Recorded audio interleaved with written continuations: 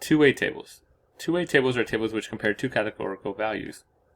For example, the teachers at a school were asked which mode of transport they used to travel to school. So the responses are below. So you can see male, female, car, bike, or bus. We have two variables here. We have gender, are they male or female, and we have which way they got to school, car, bike, or bus. So this is a two-way table. And we can answer questions using two-way tables. And you can see here, like when you click on it, like right there, that's 13 female teachers took the bus to school. 10 male teachers biked to school. And you want to figure out the total number of teachers at the school, you gotta find the total of all these columns here. Okay, so let's do an example. People exiting a new ride at theme park were asked whether they liked or disliked the ride. The results are shown in a two-way table alongside. So we have child, adult, like the ride, dislike the ride. Use this table to estimate the probability that a randomly selected person who went on the ride is blank. So the key thing with two-way tables is that you're actually missing two very important things, which is a totals row and a totals column. So anytime you do a two-way table and they don't have the totals on there, do them yourself. So total, right, we're going to essentially extend this line. Same thing here. And same thing there. Right. And then we're going to have a totals row.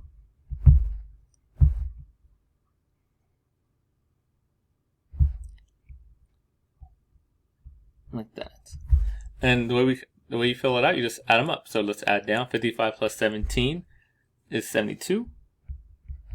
28 plus 30 would be 58. And then we can just add across and get 10, that's 130.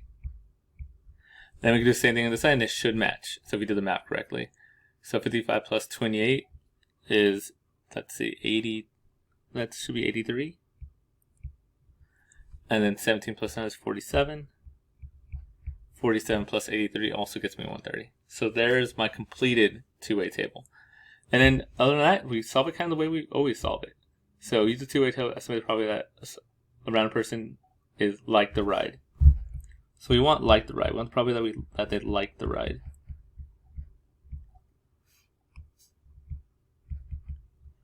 So we're going to do the same way. It's 1 over total.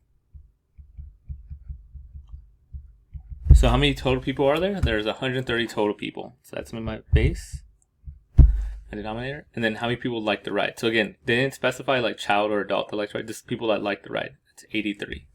This is why having the total is so important. Next one, B. Is a child and dislike the ride? It's probably child and dislike the ride.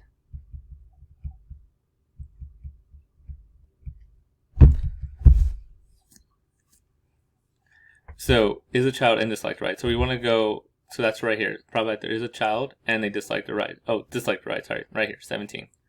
So that'll be 17 out of 130. Right, so is a child and dislike the ride. So we need both of those to be true. We need them to dislike the ride and we need them to be a child. So that'll be the 17 right here over the grand total. And then C, probability is an adult or dislike the ride. So this is actually a different question than and. It's an or. So they could be an adult, which is 28 and 30, or they could dislike the ride, which is 17, 30, and 47. So if we do this, we'll add 28 plus 30 plus 17, right? Because they could dislike the ride, which are these two, and they could also be an adult, which are these two. But in that case, you count 30 twice. So you only count one. So 28, 30, or 17. So 17 plus 28 plus 30, all over the grand total 130. Which will get me, let's see, that's 58 plus 20, which would be 78 minus 3, so 75 over 130. That's the odds there. Another way to do the OR statement is there's actually a formula that we've used before. That's probability of A union B equals the probability of A plus the probability of B minus the probability of A intersection B. So that is a formula in your formula sheet. It's called combined events. We use this when we do combined events. And the OR here is the union, right? right? Or is like a union. So in this case, I want probability of adult or disliked. We'll put D for disliked.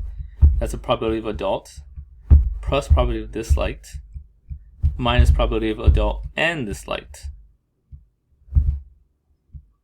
That's what the AND stands for, AND. So if I fill this out, probability of adult. So just getting adult, it would be 58 out of 130. Probably disliked. How many disliked it? Well, here's disliked the right, so 47 out of 130.